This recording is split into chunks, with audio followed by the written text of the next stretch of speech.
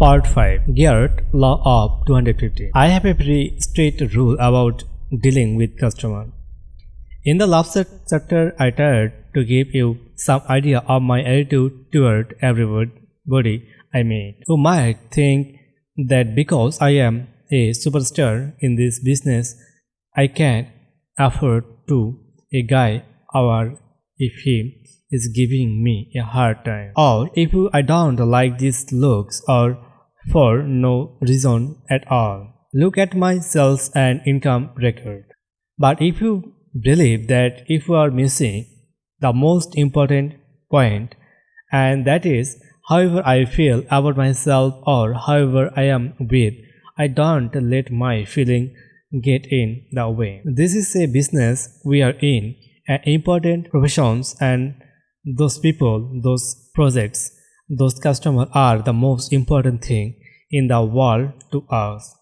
To each of us, they are not interpretations or point in the arts, they are what we live on. And if you don't realize that, if you heard business fact, then we don't know what we are doing. I am not telling about some of them or most of them. I am telling about all of them. Let's explain to you what I call Girard's Law of 250. A short time after I get into this business, I went a funeral home to pay my last reports to get dead mother of the friend of mine. At whole funeral homes, they give out mass cards with the name of a picture of the deceased.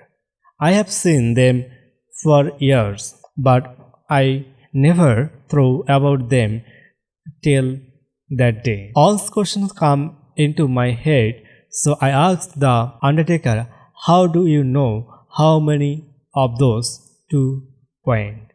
He said, "It's a matter of experience. You look in the book where people sign their names and you can't, and after a while you can see that the average number of people who come is 250. A short time later, proficient funeral director bought a car from me. After the close, I asked him the average number of people who come to see body and attend their funeral. He said about 250. Then the day my wife and I were at a wedding, and I met the man who owns a catering place where the repetition took place. I asked him what the average number of goods at wedding was, and he told me about 250 from the bride's side and about 250 from the groom's. I guess, can you figure what great law of 250? It's about, I tell you anyway, everyone knows 250 people in his or her life important youth of to invite of the wedding and the funeral 250. You can add this humans don't have that many friends, but I tell that you a lot of people whom more than. But the figure proved that 250 is the average. This missions that I see 50 people with a week, and only 2 of them unhappy with the way I treat them, and the end of the year there will be about 5,000 people influenced by just those 2 weeks away. I have been selling the cars for 14 years. So if I turned up just 2 people a week, out of that I see the weight be 7,000 people, a wall seldom full, who know one thing for sure.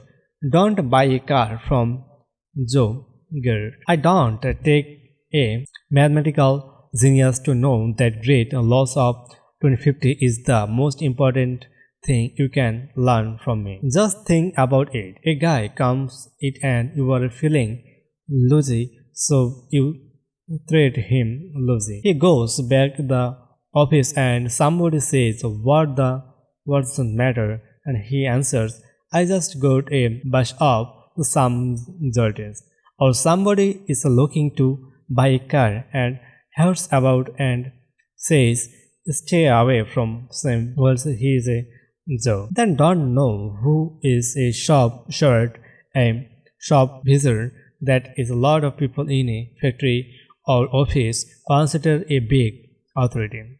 You never know that some guy is the president of his lords and he's going from to his lord meeting or think about the better of dentist people who tell a lot of people every day as a part of their work or another salesman of a different product. If the average person has 250 people, he say, regularly dreading his life.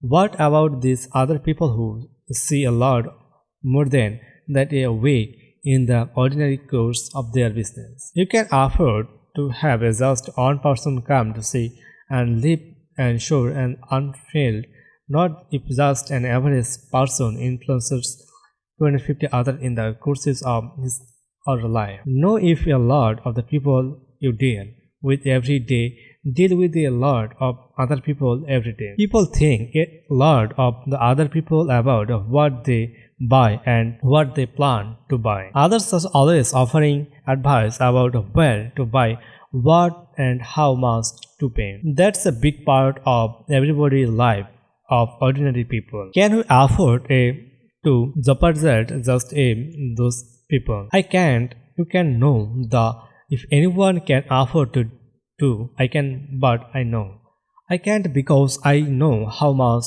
of my sales and my incomes come from people telling other people about me. It's a powerful force of my professional life, and it should be in yours. Not telling about the love of friendship.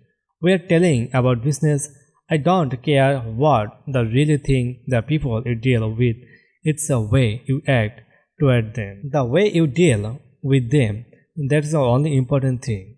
Of course, if you can't control your real feeling, then you have got a problem, but that's a business, and in business, all of those people, the masses, the firms, the things, and the pickpockets can be money is in your pocket.